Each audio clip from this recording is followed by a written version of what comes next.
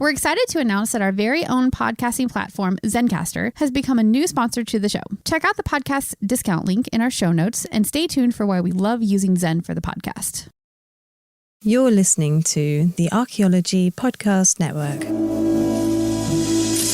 This is the CRM Archaeology Podcast. It's the show where we pull back the veil of cultural resources management, archaeology, and discuss the issues that everyone is concerned about. Welcome to the podcast.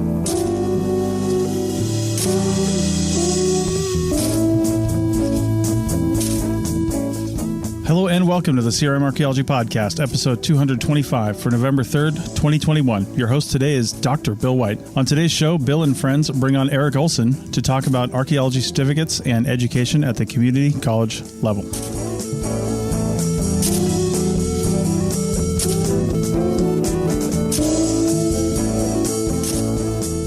Okay, welcome everyone to the CRM Archaeology Podcast, episode 225. For October, it's October 24th, and it'll come out next week, 2021. I am not the normal host, Chris Webster. I'm just usually a contributor, one of the sidekicks. I'm like the Flavor Flav that's usually just doing the accents in the background, not the real main host. But Chris Webster's too busy watching Formula One, which is absolutely fascinating because I like driving, but I've never really thought about paying money to watch other people drive.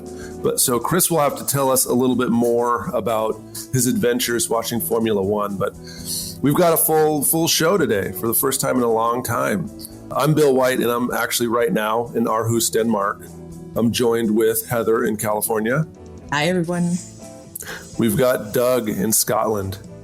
Hey, everyone. Andrew, also in California. Hey, everybody. It's nice to be back. And we have a special guest, Eric Olson in Ohio. Hello, hello. All right. We've all joined each other today to talk a little bit about the college experience. If you have been listening to the other, 200 and something episodes of this, you find out that we constantly talk about how cultural resource management education is in maybe a serviceable situation, maybe not so great of a situation, but it's a perennial topic that comes up on this channel. However, we haven't really talked about the community college experience. Now, I didn't know this, but Heather has some experience in going to the community college and learning about archaeology. But our guest here, Eric, is a professor at a community college. So please, Eric, take it away. Yeah, so I teach at Cuyahoga Community College. I've talked about this, I think, in a couple episodes over in the Archaeotech podcast with Chris and Paul. We usually call it Tri-C for short because it's 3 C's. Right now, I'm technically an adjunct, but I'm like the on-deck adjunct. I always get the first dibs of classes right now, and I do a lot of grants, and I try to do grants and research and contract archaeology to bring it back to the students where I can. But my experience, I've been teaching there since 2018, and most of it has been online. So even before COVID, I had a lot of experience teaching online.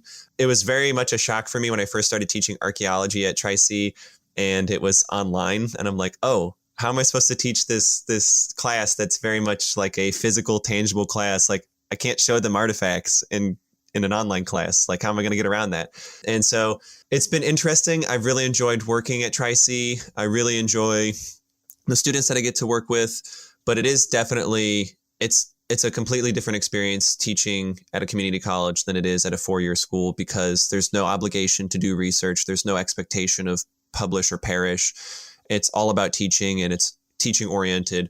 So it's about delivering results for students in more of a job readiness and making sure that you teach the classes aspect, as opposed to serving on committees and doing like faculty senate and all that kind of stuff, which I have done in the past, but that sort of academic-y side of things seems a little different. I hope that was a good enough intro. No, that was absolutely excellent. But what you're explaining to me, it differs a lot from our experience. I think several of us were TAs in college. Were you also a TA or a graduate student assistant on classes when you were in college? So I wasn't. To give you a little, I guess, background on me, I went to the University of Akron because I'll probably end up talking about them because I live about 20 minutes from their campus, and Tri-C is about 30 minutes from Akron. And I got my bachelor's there. Then I went off to Ball State as a graduate student. I was a graduate assistant on a National Science Foundation Hopewell project. So we looked at a bunch of artifacts in museum collections. So I didn't actually have any experience teaching until I got back from grad school, started a nonprofit here in Northeast Ohio, got experience. So I wouldn't really say that the nonprofit I started was a CRM firm, but it kind of overlaps a lot of the functions that a CRM firm might do without intentionally trying to make a profit because it's a nonprofit. And through that, I was able to start teaching at Akron. And then from there, I got the teaching job at Tri-C. So I don't really have that sort of graduate teaching assistant experience, but I did. Obviously, my cohort had TAs and they always seemed miserable, just like grading stuff all the time. And I remember one of them, their first task as a TA was to go into someone's office. And this was someone who was like close to retirement. So like they were, I think, in their 70s at the time, maybe in their early 80s. And they had all these paper records that they had never gone through and fixed. You know how like professors are. And it's just like, instead of buying a book or buying a chapter of a book, they'll just go to the department copier and print off the 30-page document and then like annotate it and then put it in a manila envelope and then file it away in a filing cabinet. So their first task was like, got to sort all this because I use it for class. Oh my gosh. Yeah. Well, I'm not like that. Thank goodness my TAs don't have to do that kind of thing. But the reason I asked that is because of exactly what you're saying, that it doesn't seem like, the TA experience could have prepared you. I mean, in a lot of ways, it seems like you're probably better off not having been a TA in a university because you were kind of just an open book that could create your own thing once you got teaching. Of course, this last year, I'll just tell you this right now, is not normal. Right. You will not be teaching in a pandemic, hopefully, unless you live to be like 130 years old again. So we're hoping that you will be able to teach more like how you would like to see things taught. But, I just wanted to ask how that compares to the TA experience, because I find as a professor, it's a lot different to be the actual lead instructor of a class than to be a TA. I would just say that I'm gonna disagree, Bill, and I would say that the TA experience was vital, for me. And I think, for people listening in, if they want to go towards this professorial, route or whatever, I think like you want to be a TA as much and as often as you possibly can, because it gets you used to talking in front of an audience, it gets you used to presenting things. And I used to actually, my professors who I worked for were really nice, and I would steal their class notes. They would allow me to. They were like, hey, you can use these notes. And it wasn't like I just read off them, but it was a nice basis for later. But I came in really knowing that I wanted to do this thing, so I was there to kind of siphon any knowledge I could. I guess that's maybe where we differ a little bit.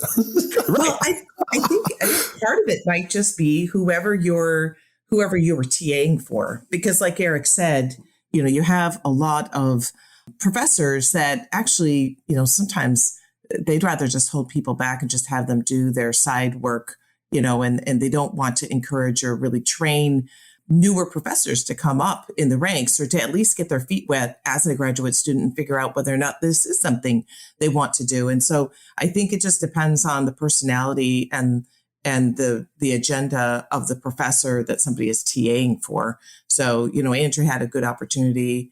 Maybe Eric's cohorts didn't. For me, right. For me, I had a short stint before I went into CRM where I was teaching as an adjunct in several different community colleges and at one four-year institution. And I already had a great respect for community college because I came through community college and had that experience. I got lucky enough. I had a great experience. It was at Moore Park College where Andrew is. But I noticed that the difference in the ability or the focus on teaching, on developing your craft as a teacher in the community college was so different than it is just for the reason that Eric had said, is that the focus is different. And so when you go to a community college, you have people that are really dedicated to teaching, hopefully. Right. But I think you have a potential of having more of them that are really said, okay, you know what? How am I going to get this to a point where the information where the students are really going to grow. They're going to understand it. They're going to be able to use it in a practical way. How am I going to adjust my curriculum to provide that practical experience? And so I think that in community college, it does allow professors to really hone their craft as teachers and communicators, where there's no incentive to do that. Or I shouldn't say no, but there's very little incentive to do that in an R1 or a 4-year institution, because that's not where the focus is. And so therefore you end up really pretty crappy communicators. My son's at, my son is at a 4-year right now, and he's a physics major. And can you imagine trying to learn physics this last, he's a senior now, but this last year and a half, with this COVID and online and everything. But some of the teachers, professors were literally just saying, you know what, I can't teach this way. And they wouldn't do it. Yeah. And he was learning nothing. Wow. But then, of course, he's expected without any compassion or to jump right into as if he had been learning, right? Right. The whole year and a half. It's ridiculous. Bill, I'm sorry. I think that Bill's obviously totally right in terms of the focus between the two being totally different. Well, I know what you're saying about some instructors not having any kind of incentive, but I was fortunate to have instructors. I had some old timers that were just kind of like, here's a bunch of paper. I want you to do everything on paper. And then I'll log you in and you enter it into my computer, because they don't even use computers. I know what you're talking about, organizing all these pieces of paper and stuff to teach. I've had that before, but I've also had other instructors that were, they would share their notes for sure. And I watched them the way that they gave their lecture to undergrads specifically. But what I'm saying, the difference between being the lead instructor at an R1 is, it's all on you, right? Like you just have to grade and do 1 or 2 lectures a week or something like that. If you're the TA, if you're even lucky, if you're in a class where they let you have a section where you're, actually presenting the materials. But if you're the lead instructor, you're doing all the design and trying to make it as interesting as possible. And you are responsible for the whole class. So that's what I'm saying. But the biggest thing is that they do recruit us for our research and our other stuff rather than, being instructors. Than the teaching 100%. Acumen. Yeah. The thing I would add, and this is something that my mother was an educator, and like she worked at a college of education, had a background in education. And she always said it puzzled her. And I echo this, that for K through 12 education, you have to get a license and you have to demonstrate pedagogy. Like you have to demonstrate understanding how to develop a lesson plan and curriculum. But for higher education, you have a graduate degree, you clearly know what you're doing. It's like, no, that's not the case. And what I love about community colleges is that the support for faculty, at least at Tri-C, and not to praise Tri-C too much, but they offer incentives to continue your education as an educator. Like there are seminars and there are online courses that you can take as a faculty member to learn how to utilize tools, how to properly close caption a video, or if you create a video, how can you make it accessible? How do you upload video? They make it so easy for you to do a good job as an educator. But the flip side, I think, as a student, is that you have this stigma, at least in Ohio. I can't tell you how many times I've had students that say they don't want to end up at a community college. And I think the stigma behind it is just the perception because it's open enrollment and anyone can take it. I've seen a lot of students that are kind of shy away from community colleges, despite the fact that you'll probably get as good, if not better, general education classes at a community college, and for much cheaper than you might get at the same 4-year institution. And there's a lot more invested in the students because all they are there for is to make sure students succeed in the courses that they're taking. They don't care about these. They don't have there's no, I think we do have a football team at Tri-C, but it's not like we're putting millions of dollars into the football team or into a research laboratory or XYZ, fancy building. It's all about teaching students the skills they need to succeed. And that's the focus that I really love. But as far as students go, it is completely different. What you expect from a 4-year college, just assume the 18 to 22-year-old student, and Andrew, you might have a similar, different perspective out in California, but 18 to 22-year-old student, not usually the student I get. Usually they're either in high school or they are 22 plus and they're taking a couple of jobs, or they're a single parent, or they are, changing careers. And so pretty much any non-traditional student you can think of, which in this case is not 18 to 22 and is usually working, is going to be at a community college. So the student base is completely different than at a four-year institution. And because of that, you get, I would say, a lot of diversity. Having taught at a traditional four-year school, Akron, and having many colleagues in, there's numerous universities in Northeast Ohio, the kinds of students you get at a four-year school are just not the same. And because of that, you learn how to teach. I think you get better at teaching at a community college than you would at a four-year school, because you're challenged in different ways. Yeah, I would totally agree on several fronts. Like my student body is very similar to yours, although I do get the 18 to 22 bracket too. I kind of get all of them, and then also what you're saying about the stigma of it, because I'm telling you, if you just look at what we do at the 2-year level community college and you just compare it flatly to the first 2 years at a four-year university, I think we just destroy them. We're that much better. Like, I feel like agree. Just in terms of sorry, Bill. We don't have a football team. We just have a debate team, and we just crush people on podcasts. Like, yeah. All right. 2 years, man. The first 2 years, I'm saying, it's not 4 years, but the first 2 years, like I'll take the Pepsi challenge with any local 4-year and ask my students who've transferred. Yeah, I agree. I mean, I'm a returning student, Eric. I'm actually one of those that I was switching careers. So I had another completely different career. I switched careers. I kind of check all your boxes. I was a single parent. I was changing careers, and I went through Andrew in the beginning of his stint at Moore Park. Like, I was there in one of his first few years. And absolutely. I mean, I go into the 4-year institution I went to afterwards. It's, so much less helpful. You learn theory, but as far as being able to get a job, it was very, very different. The classes were geared towards practical understanding, putting to practice what you're learning. I think one small difference might be between Ohio, although maybe you'll tell me it's different, and California. In California now, quite a few of the municipalities, the counties and the cities are now giving free 2-year community college education if you go straight from high school into community college. And so now you are starting to see, that's probably why Andrew has more younger students than you do because of that. So, it's become where I live, all students, as long as they went to school here, they can go to Santa Barbara City College for free for the first 2 years. And then there's a track that takes them straight into, as long as they do well in those first 2 years, a guaranteed placement at UCSB, as long as they do well. All right. That sounds excellent to someone who's a parent of 2 kids in the state of California who, when I hear the word free in college, I'm like, heck yeah, I'm just going to go ahead and buy that Tesla now. They don't need that college fund. Let's just go ahead and spend that. But I also want to get onto this Pepsi challenge. So we're going to end this segment here. On the next segment, we'll start talking about how university does prepare folks for a job in archaeology. Chris Webster here for the Archaeology Podcast Network. We strive for high-quality interviews and content so you can find information on any topic in archaeology from around the world. One way we do that is by recording interviews with our hosts and guests located in many parts of the world all at once. We do that through the use of Zencastr. That's Zencastr.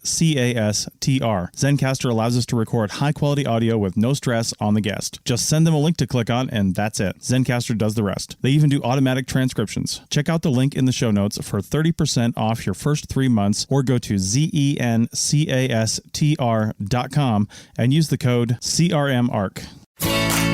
Looking to expand your knowledge of X-rays and imaging in the archaeology field? Then check out An Introduction to Paleoradiography, a short online course offering professional training for archaeologists and affiliated disciplines. Created by archaeologist, radiographer, and lecturer James Elliott, the content of this course is based upon his research and teaching experience in higher education. It is approved by the Chartered Institute for Archaeologists as 4 hours of training. That's in the UK, for those of you that don't know. So don't miss out on this exciting opportunity for professional and personal development. For more information on pricing and course structure, visit paleoimaging.com. That's PALEO imaging.com, and look for the link in the show notes to this episode. Okay, welcome back to the CRM Archaeology Podcast 225. And before, in our previous segment, we got a challenge. We got a Pepsi. I'm a Coke drinker too, so it was a Pepsi challenge, and I'm thinking this has got to be pretty bold. And I got a link to a field archaeology certificate outline from the University of Akron that actually does look like it's extremely solid. So, Eric, can you tell us a little bit more about this? Yeah, so... Well, first off, it probably seems silly to plug another school than the one that I teach at. Well, that's all right. I do it all the time. I have colleagues that are at Akron that, they're on the board of nonprofits that I'm also on. So we're in close contact. And essentially, the University of Akron has this field certificate. I think it was actually created like a decade plus ago. And I think it was in the wake of, and I noticed in Northeast Ohio, at least in the 90s, there was this big push towards job readiness because people were starting to realize 99.9% of all of our students will not become professors. So maybe we should train them on the thing that they're actually going to do or get them job readiness and other things. So the field certificate was like this idea of basically get them CRM ready. And they don't state it as much in the link that I think we're putting in the show notes. But this field certificate is going to be revamped by talking to CRM professionals, like people who work for, archaeology firms. And the idea behind this certificate is you're taking courses that you could either be in archaeology or really any major and get the certificate. But it's got archaeological theory, archaeological lab methods, archaeological field school, and then it's got 9 credits of electives, which includes elementary surveying, historical archaeology, geophysical survey, Arc of Ohio, special topics, honors project, GIS, and archaeological geology. But they're going to be revamping this, so that might change in the next year or two. But it's this idea of, we've had this at Tri-C, of what kinds of programming and curriculum can we develop to make sure that students have the skills that they need to succeed. And I'm more of a pragmatist in the sense that I understand I want to get students to be ready for CRM, but I also understand, at least at the community college level, that most of my students are not going to be going into CRM either. But I think that's more of a choice just on their own, not necessarily because of the job market. It's just because there's not a whole lot of people that are necessarily interested in pursuing that work in Ohio, because it's just a different ballgame here in the Midwest than it is out in, say, California and Utah and Arizona and all that stuff. So the idea behind it is what courses would we need to get students ready? And I'll say my piece and then I'll let other people talk. I'll yield my time. But I think the big problem with it is right now, at least with the way we were approaching it at Tri-C and at Akron, is we're thinking about it in terms of archaeology classes instead of, they need soil science. They need elementary surveying, which was on that certificate. But what else do they need in addition to elementary surveying? Maybe some statistics, maybe understanding project management, technical report writing. That's not in that certificate. So those are just a few things to get our cogs spinning, so to speak. Sure. I'm glad you shared that because it does look like it's, really oriented definitely towards field archaeology, field tech. But I think if you finish this certificate, you'd be in excellent shape for going on to a 4-year school somewhere else or graduate school or so. It seems like these classes, if you take them and you do well in them, they're transferable to other archaeology programs in the United States. But you said something about the conditions being different there in the Midwest than, elsewhere like California. Maybe you can tell us a little bit more about that and, how that's behind how this entire program has been set up. I would say, at least from this perspective of what are some of the things that I hear, both as someone who deals with projects, not necessarily as a CRM company, because I'm on a nonprofit that does contract archaeology from time to time, not like as a form of income. It's called Stewards of Historical Preservation. And we sometimes get contracts to do, like a reconnaissance survey or phase 1, as some people would say. And what I've noticed, both in trying to get students, but also talking to other professionals in the state, is that there really needs to be better education towards project management, because that's not only a useful skill in archaeology, but also if you decide you don't want to continue into archaeology, like understanding how projects start, how they're managed, how you write a budget, how you write a technical report, how do you stay on task on a project. I think those are important things that go beyond just archaeology and are just good job readiness that I think probably is the best selling point for any sort of college or university that's looking to get students prepared, because so many times I encounter students who they take an English comp class or they take a history class and they learn how to write a history or an English paper, which is like, here's my thesis statement, here's my supporting evidence. And I actually teach them in my peoples and cultures class how to write a research proposal. The hypothesis in the class is, imagine I'm giving you $20,000 to go study this particular group of people. What are you going to do? And they're like, I've never had to write a paper that way. I can't even think about it. Or, making students take grant writing or technical writing, give them the skills to learn like, hey, we don't make a lot of money in archaeology sometimes. So being able to figure out how to manage money is probably pretty important.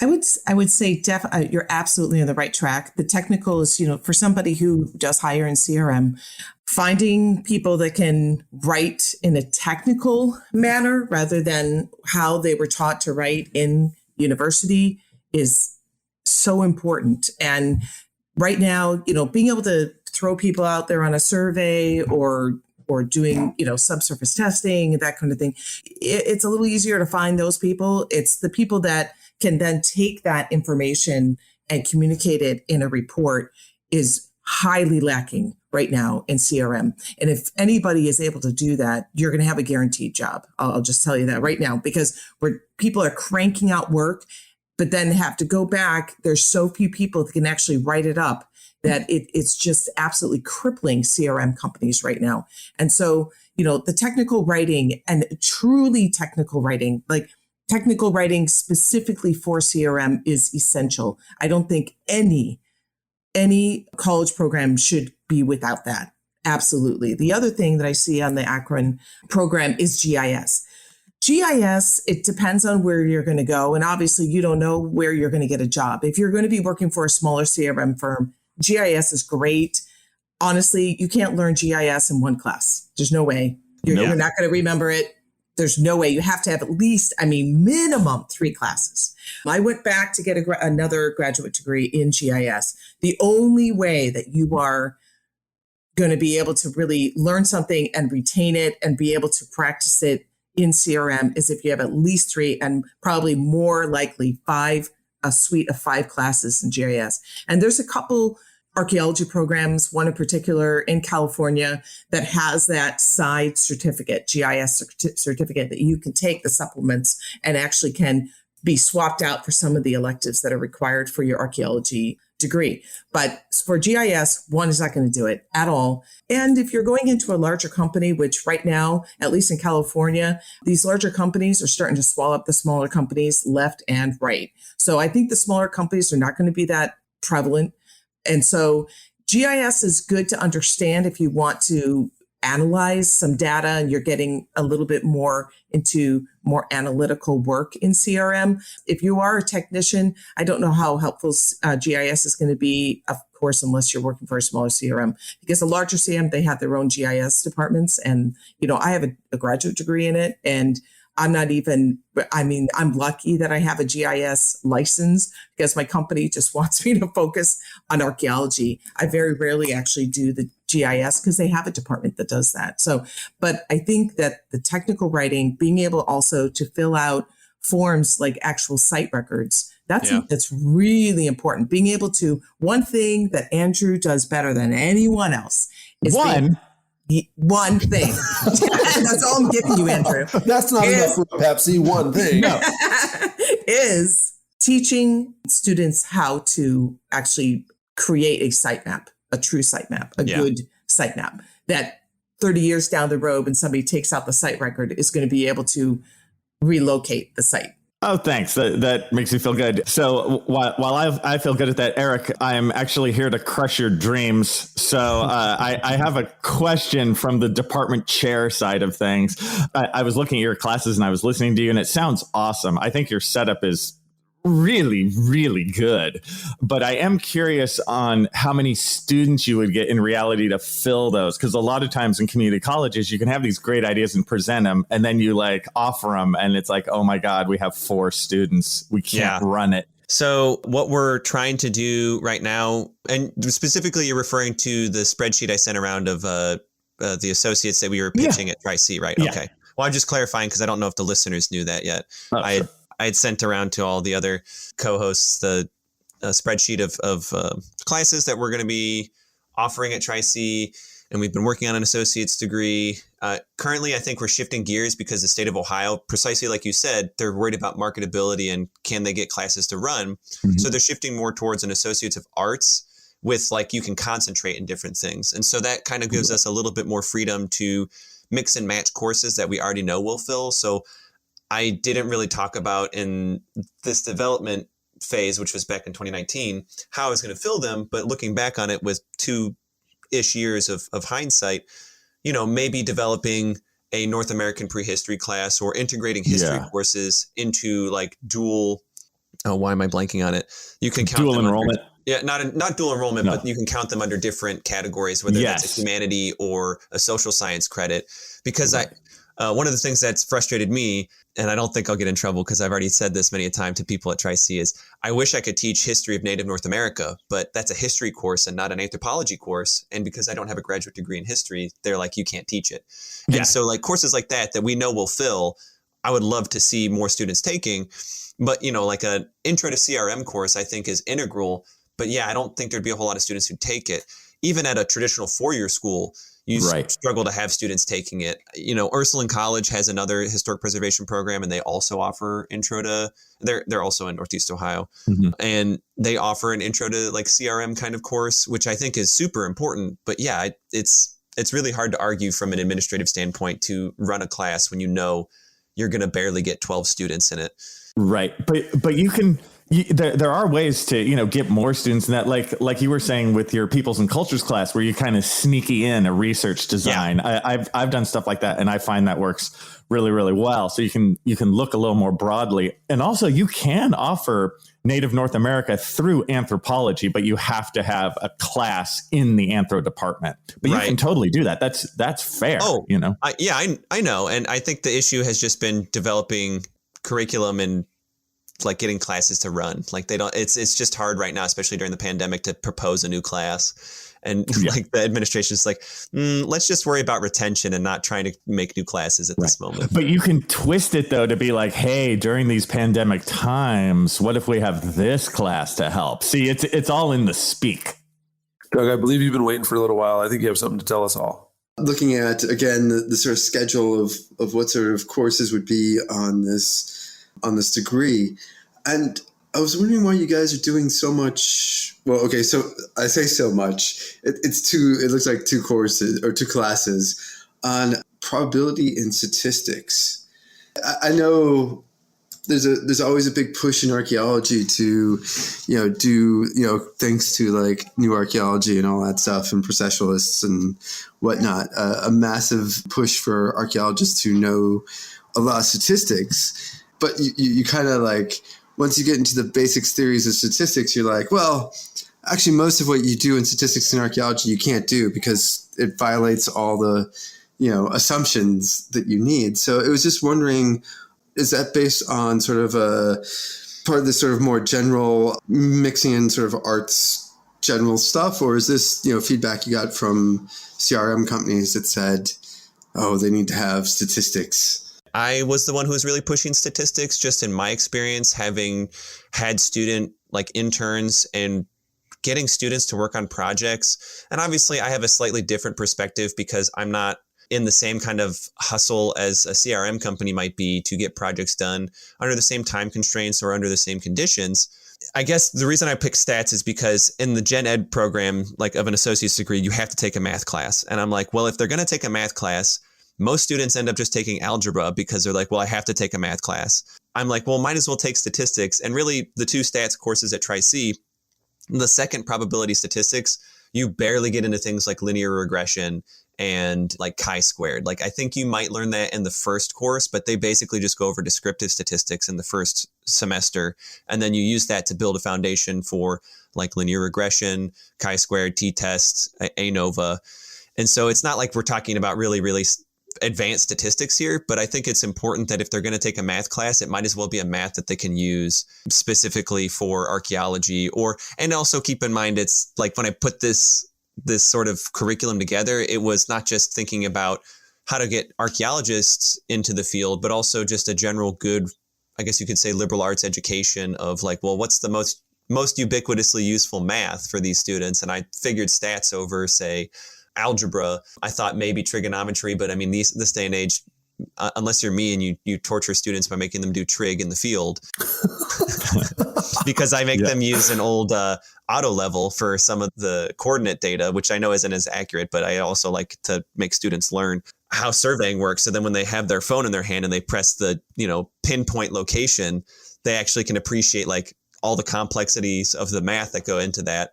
So then they don't just take it for granted. I can just press a button and get a pinpoint location. Right. I tell them to take statistics for the exact same reason, because they have to take a math, and it's like, dude, just take statistics. Yeah. Yeah. I'm glad that everyone's on the same page that, taking the courses that you'll be able to use later in the workforce is what we're really trying to do. So we're going to end this segment here, and we're going to turn it over to the next segment. And in the next segment, I want to talk about the future, preparing folks to do archaeology in the future. You may have heard my pitch for membership. It's a great idea and really helps out. However, you can also support us by picking up a fun t-shirt, sticker, or something from a large selection of items from our TeePublic store. Head over to archpodnet.com/shop for a link. That's archpodnet.com/shop to pick up some fun swag and support the show.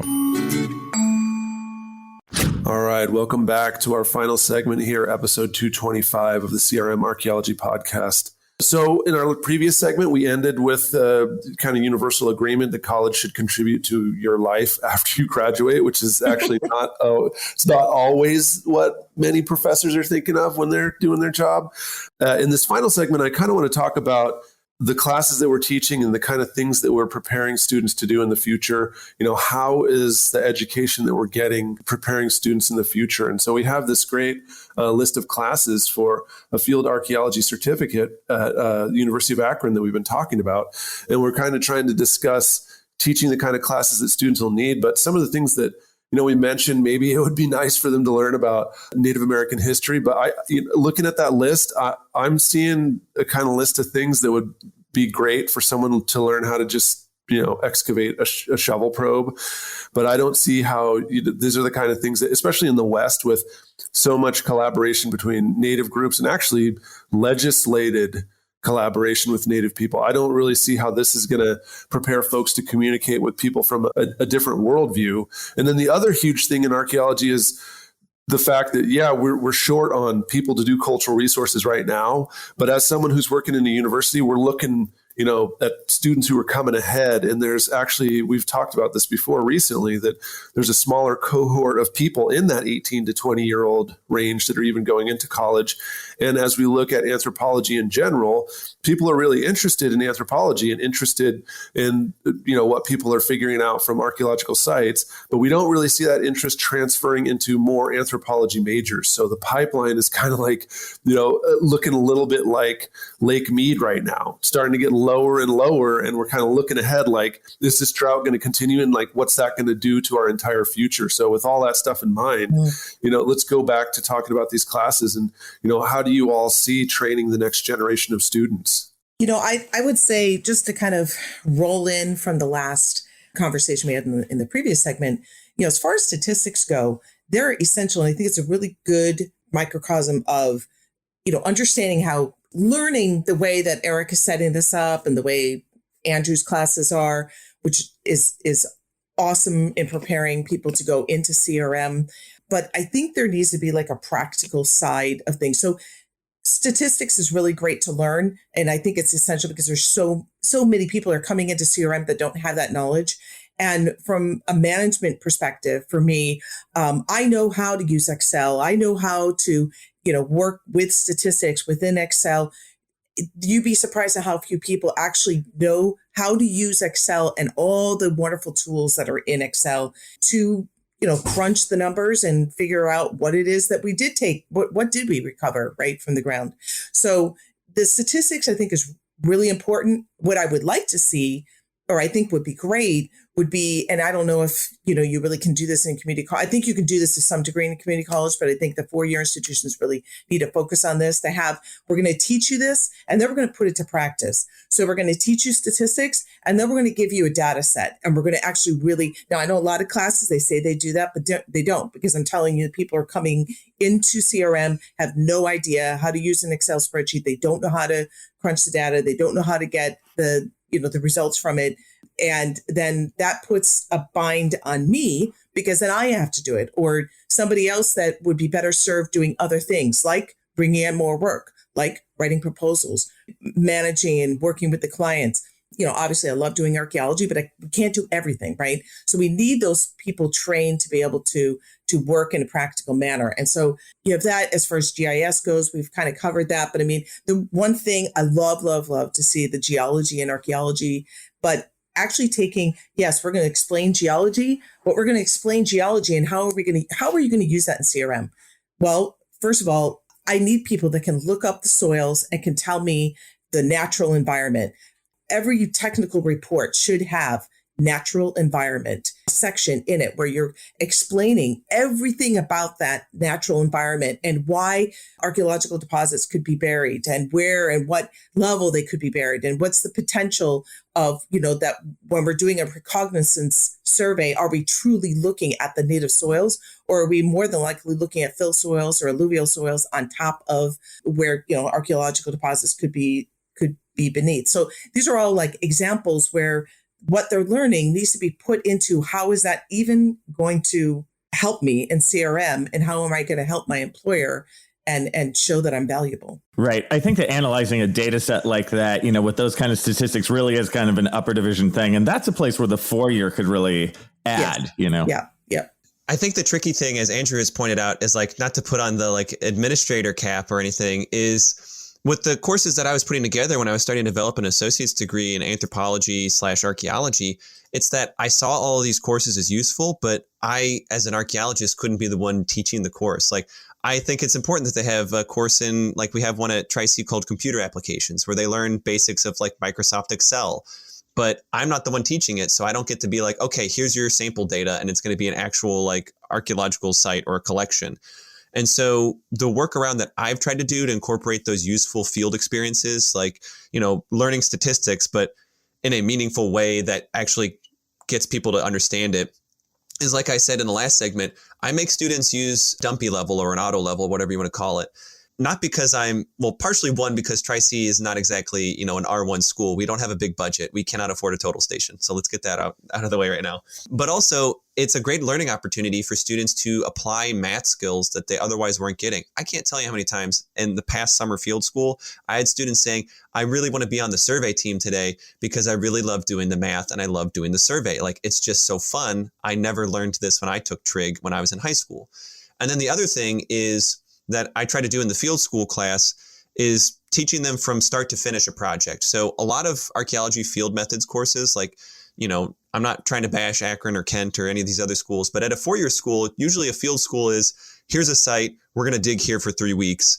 And you don't learn like, okay, how did you find this site? Like, is this a hypothetical scenario where like Metro Parks is coming in and doing something, or are they building an on-ramp for a highway and that's why you're doing this? And then watching this from start to finish. And so what I try to do is the Ohio Archaeology Inventory has a 10-page form for their sites, which is frankly quite a large site form.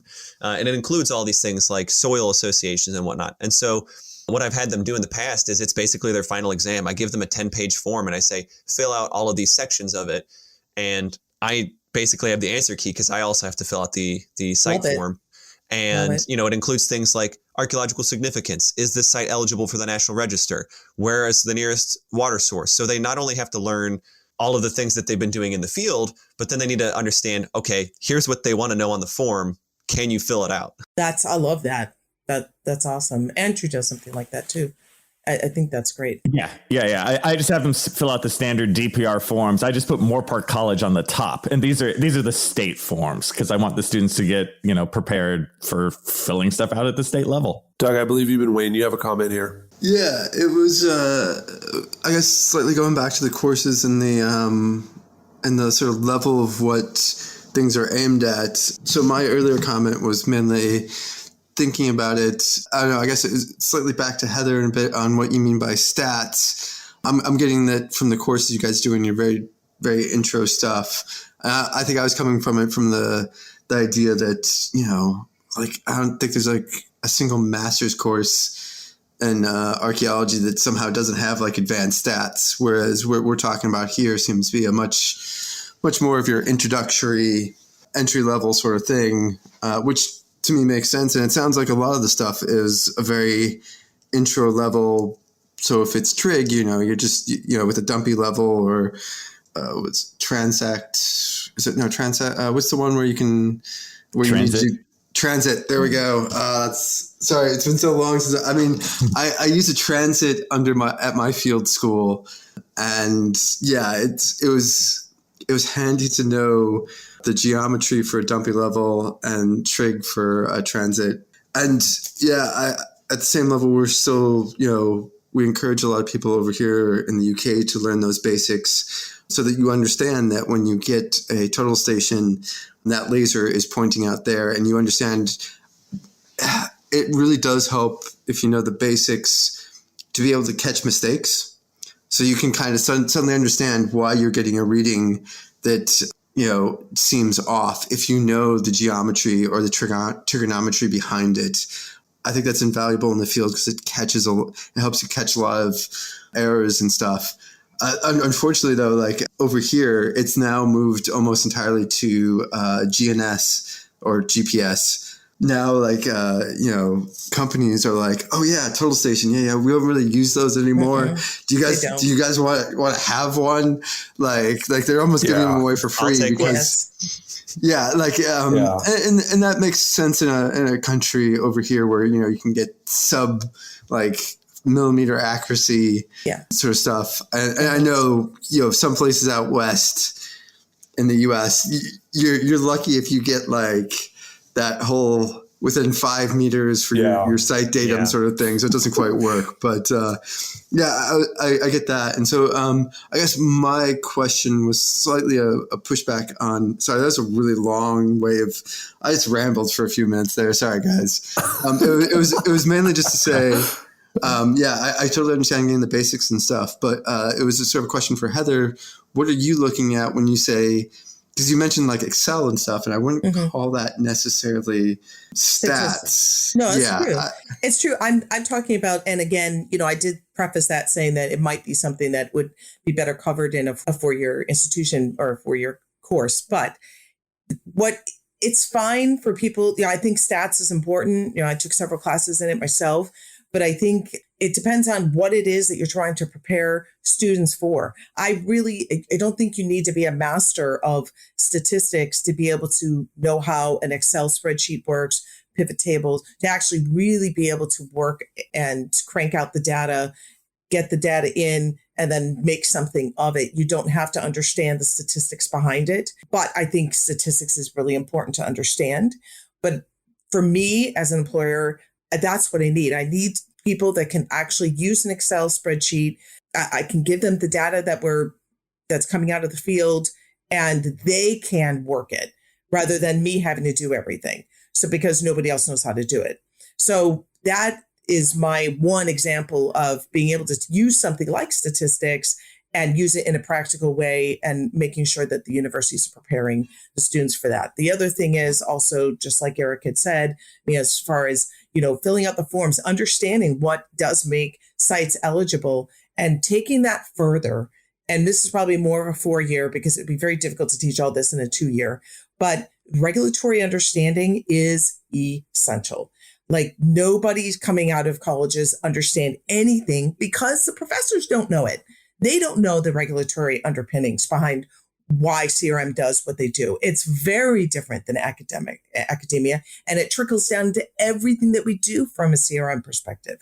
So understanding the regulatory side of things is absolutely essential. It is a must. It's more important than so many other things. Yeah, I mean, what I hear here is not people really preparing for the future. I just hear folks talking about how we can make more people that are like us or even more generic, because some of the things that I'm like hearing is that we need to learn all these basic processual techniques and stuff. And this is the same thing that has gotten us in the same problem that we're already in, where a lot of communities are not very interested whatsoever in archaeology, because it is people taking measurements and digging up things and not really connecting it to human beings. And so I was looking at some of the other things here with Akron University, and with their undergrad anthropology program, you have several basic classes that have to be taken, but you go far down to some kind of thing called the cultural set before you even learn about Native Americans. And I can guarantee you that that is a huge component of what folks are looking at and considering historical or eligible for the National Register. But it doesn't even really seem like any of the programs we're talking about are trying to prepare people for even thinking about cultures, because we can fill out the forms and we can go through the rubric of Section 106 or CEQA or something like that, but actually explaining the significance in the kind of terms that some tribe's not going to sue us later on, or some African-American community's not going to refute those things and have some kind of huge hearing at the city hall. Like, that's the thing that we're up against right now. And then even moving forward into the future, as we look at the data, the anthropology students, the demographics that are going down are people of European ancestry, which are like 90% of the archaeologists today. It's not African American or Native American that are stopping doing anthropology. It's white kids. They don't want to do anthropology anymore. And so if we don't look at these other groups and these other entire universes of humans that we've never even thought about connecting to anthropology, we're going to end up in the situation where we're driving in front of Home Depot to try and find field techs. And somehow that's okay, because we don't have anyone who's coming out of university that wants to do it. I agree with you to some extent. The understanding, I think there has to be an overarching underpinning of an entire program that is geared towards what you're saying, Bill. But as far as working with tribes, as far as understanding the stakeholders and their perspective and working with them in a meaningful way, that comes from working in the CRM field. Now, obviously, there needs to be an underpinning of it, and that needs to be focused on in these programs. But as far as the CRM professional goes, I don't put anyone other than we do train our techs to communicate properly in the field with stakeholders like tribal groups. But as far as working with them, that's so complex. Nobody should be working in that arena until they've been in CRM for a while. True, but actually understanding the prehistory of your area, like that's absolutely not even actually a requirement of a lot of these things. Yeah, absolutely. I'm just saying, as far as interacting and understanding. So the regulatory side of things, let's just start somewhere. Let's get them understanding. There are some programs that don't even talk about the regulatory side of things, and they have no idea why CRM does what they do compared to why academia does what they do. And so that's somewhere to start with. Yeah. And then in CRM, while you're working in CRM, then you can get a better understanding. And that's where CRM companies need to step up and need to be training also. Right. It seems to me like what we need is just balance. You need those sort of two-pronged approach, which is what I always try and do, because you have that very technical CRM side of like the making the map or whatever. But you also have to, I don't find anything wrong with, recommending taking Egyptology or the ancient Maya or whatever. And so I do those two in order to, where you have the very technical, but then also the very like exciting and stuff the general public wants to hear about and stuff that everyone just likes and goes, wow, that's cool. Yeah, I think to Doug and Heather's point about like, how do you cram this into a 2-year program, like an associate's degree? And I think one of the ways, it's something that Andrew and I have talked about is sort of sneaking in these sorts of projects or real world experience in classes that we have control over. And I think one of the big things that I've been trying to pivot for here at Tri-C is we have these classes that already exist and I'm already teaching. And I'm like, well, this class, like, we don't know what to do with it. So what are we going to do to make it job readiness? Like, for example, peoples and cultures in the world. It's this weird, it's a 2000 level class. So you have to take intro to cultural anthropology. And so in my mind, I'm like, well, I'm an archaeologist and an anthropologist. So I want them to learn about indigenous cultures because I feel like they're going to probably not learn a whole lot about it if they go to a 4-year school, or if they do, it's going to be a very broad overview of things. And to Heather's point of like learning how, like, don't send them out and start consulting with tribes. I do think it's important, though, for them to start interacting with other people, whether or not that's tribes. I think that's ambitious, but I literally tell them, you're going to you're going to start doing research on a group, and you have a hypothetical proposal that you're going to have to write at the end of the semester. And I encourage you, these are living people that you're going to be doing research on potentially. So we're not going to actually do the research, but start talking to people, like start engaging in communities and understanding their perspective. And I think that sometimes gets lost in translation. I think I'm kind of meandering away from where we were starting with this, but all to bring it back to, I think the issue right now with four-year institutions is that they teach them archaeology without any particular focus, in the sense that, like I was saying before with field schools, you're teaching them technical skills, but then not teaching them why these technical skills are useful. And it gets back to Doug's comment about, in the UK, they're switching over to GPS. I didn't understand how mapping really worked until I was in grad school, because at that point I'd just been given a Trimble and pressing a button. And so I took it on myself to start learning how to do this stuff, because to make an analogy of it, when I was in photography classes at Akron, because that's where I went in my undergrad, they wouldn't even let you touch digital photography until you did film, because they're like, you have to understand how photography works from a fundamental process of the physics behind it before you can start doing digital photography, because you're not going to be able to problem solve and troubleshoot in the same way.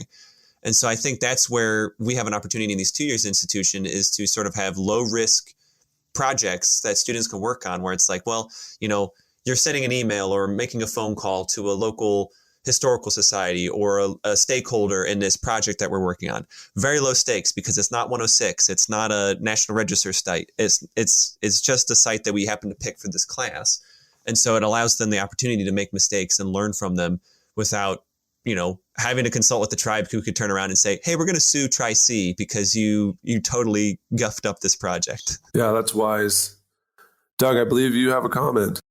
Yeah, it was to sort of tie it all together to say, I think Eric had actually put it into the comments, which was what, Heather, I think you're talking about is a little less about stats and more about data analytics. And I think that ties into sort of the course and everything that's been put out there, is that it's intro. And so I was questioning just from the title based off of, stats too and all this sort of stuff. But it sounds like it's actually probably at the right sort of introductory level of what people would want on the basics. And then back to a bit of what Eric was saying on, trying to cover a bit of practical things that people will actually use. I think that is a very useful and probably, my personal experience is actually the community college focus and mission is what all universities should actually be, as opposed to the other way around where we look down on it.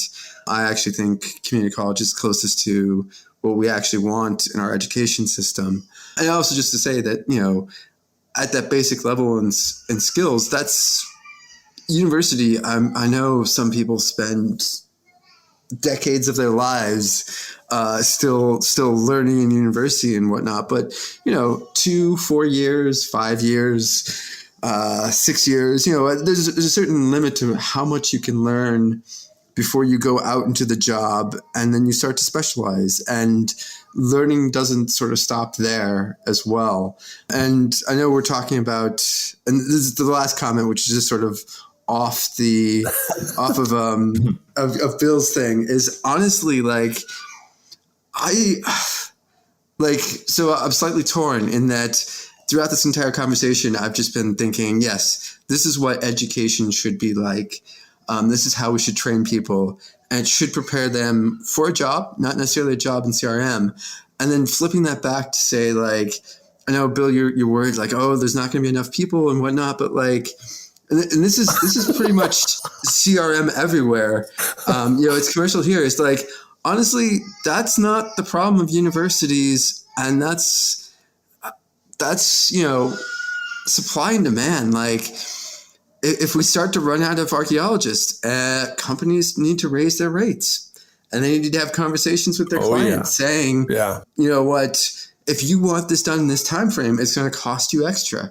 And guaranteed, 90% of the clients, and actually this is probably going to be even higher in the United States, because most of it is through federal or state and anything like that, is their thing is about getting things done, not necessarily the cheapest way of doing it, even though that's what most archaeologists think about, is that we need to be the cheapest, and that's how we win. And that is how we win. That's how the system's set up. But, part of that is definitely, raise your rates and whatnot. And so I'm slightly torn on that. I think the conversation we've had is all about how education, this is how education should be, this is how we should be teaching, and slightly onto the CRM people, like, maybe we should be treating archaeologists better so they stay longer and we don't have to rely on turning over a new batch of field techs every 6 months or a year or whatnot.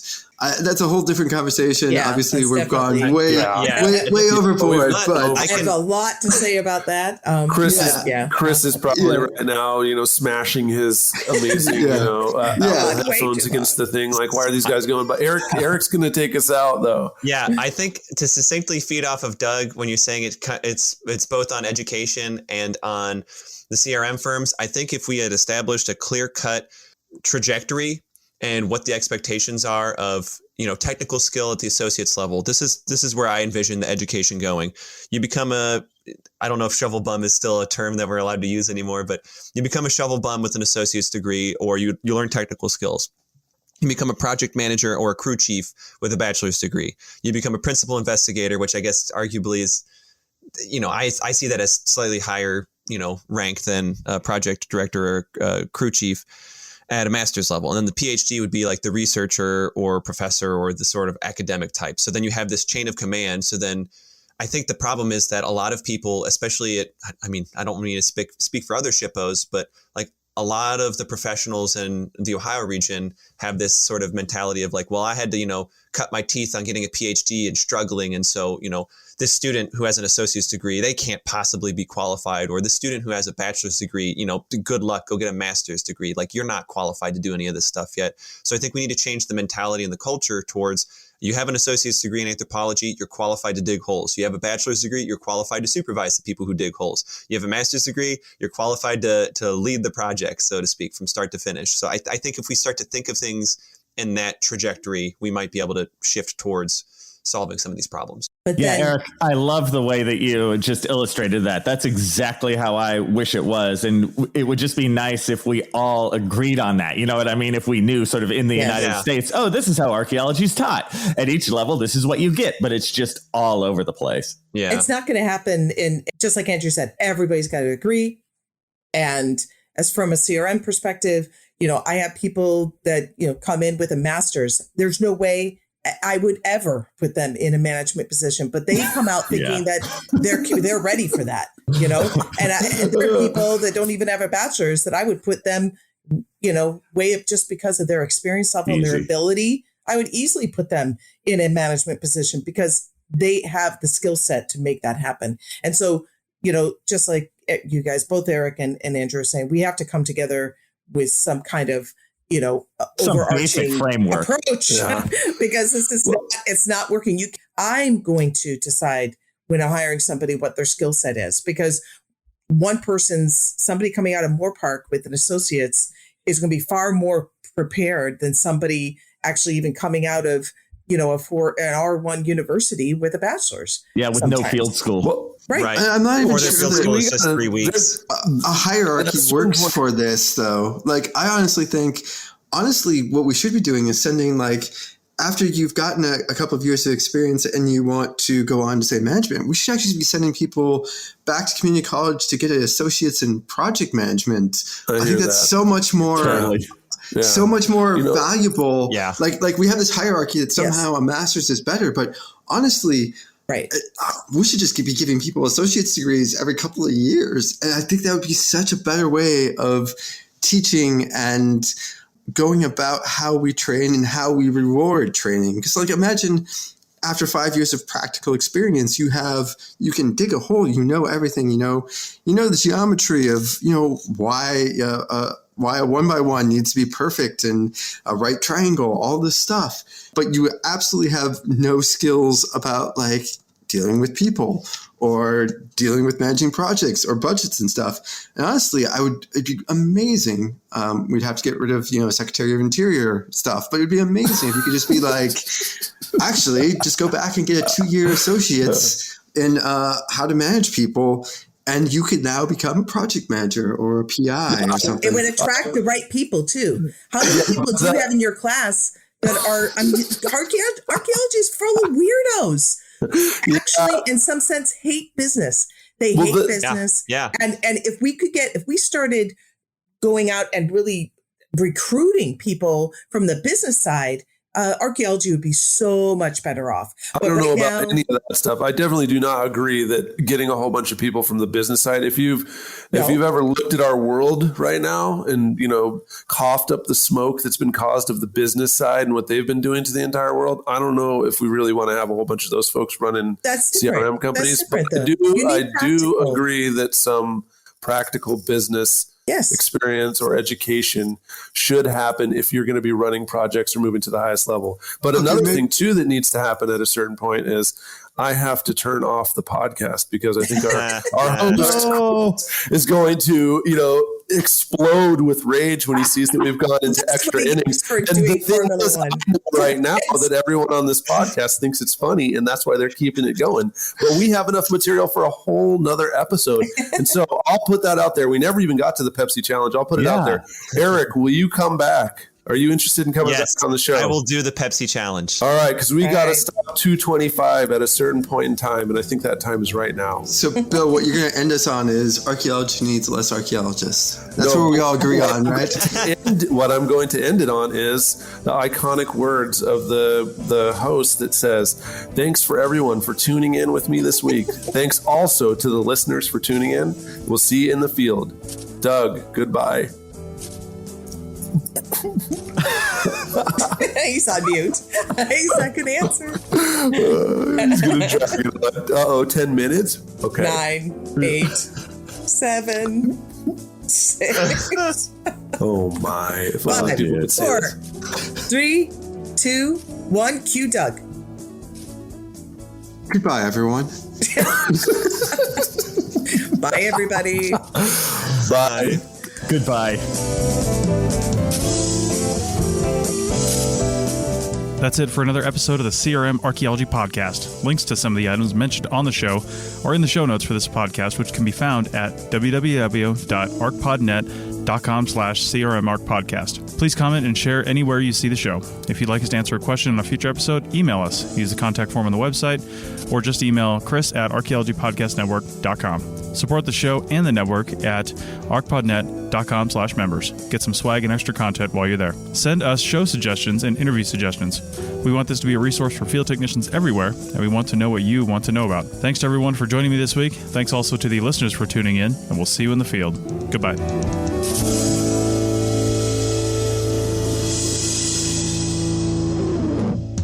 This episode was produced by Chris Webster from his RV traveling the United States, Tristan Boyle in Scotland, DigTech LLC, Cultural Media, and the Archaeology Podcast Network, and was edited by Chris Webster. This has been a presentation of the Archaeology Podcast Network. Visit us on the web for show notes and other podcasts at www.archpodnet.com. Contact us at chris@archaeologypodcastnetwork.com. Thanks again for listening to this episode and for supporting the Archaeology Podcast Network. If you want these shows to keep going, consider becoming a member for just $7.99 US a month. That's cheaper than a venti quad eggnog latte. Go to archpodnet.com/members for more info.